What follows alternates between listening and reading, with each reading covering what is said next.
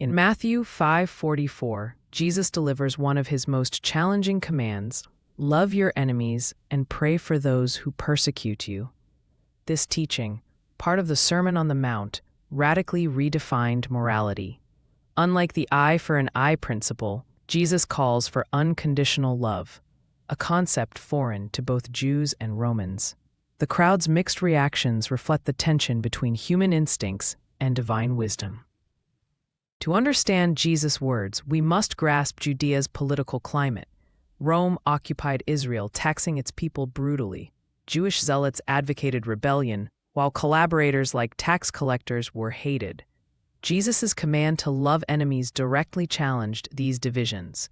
His audience would have recalled Roman soldiers seizing property or crucifying rebels, making his teaching even more shocking. Religious leaders like Pharisees despised sinners, especially tax collectors who worked for Rome. They avoided such unclean people, believing holiness required separation. Yet Jesus dined with these outcasts, Mark 2:15-17, insisting love must extend beyond social boundaries.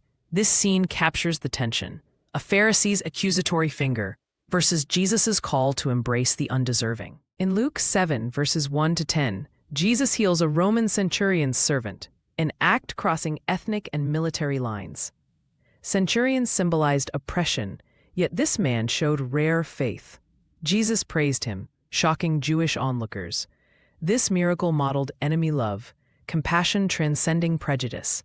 The centurion's humility, "I am not worthy," contrasts with the pride of those who rejected Jesus.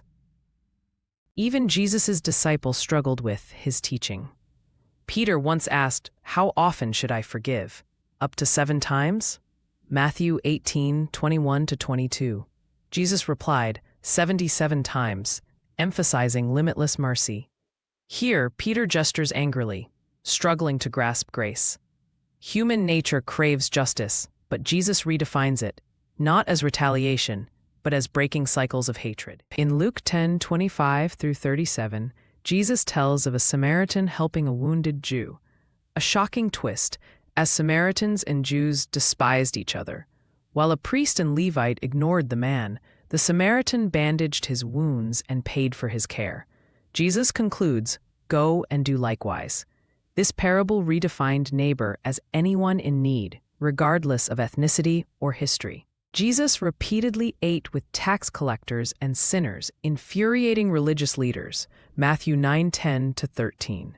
Meals in Jewish culture signified acceptance. By sharing bread with outcasts, Jesus demonstrated God's love for the undeserving.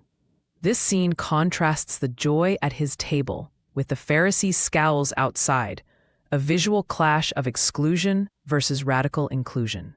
On the cross, Jesus embodied his own teaching: "Father, forgive them, for they do not know what they are doing." Luke 23:34. Despite agony, he prayed for his executioners, Roman soldiers who gambled for his clothes. This moment remains Christianity's pinnacle of enemy love, proving forgiveness triumphs over hatred. Even in death, Jesus modeled grace. The early church took Jesus' words seriously. When Stephen was stoned for his faith, he echoed Jesus, "Lord, do not hold this sin against them." Acts 7:60. This forgiveness disarmed persecutors like Saul, who later became Paul.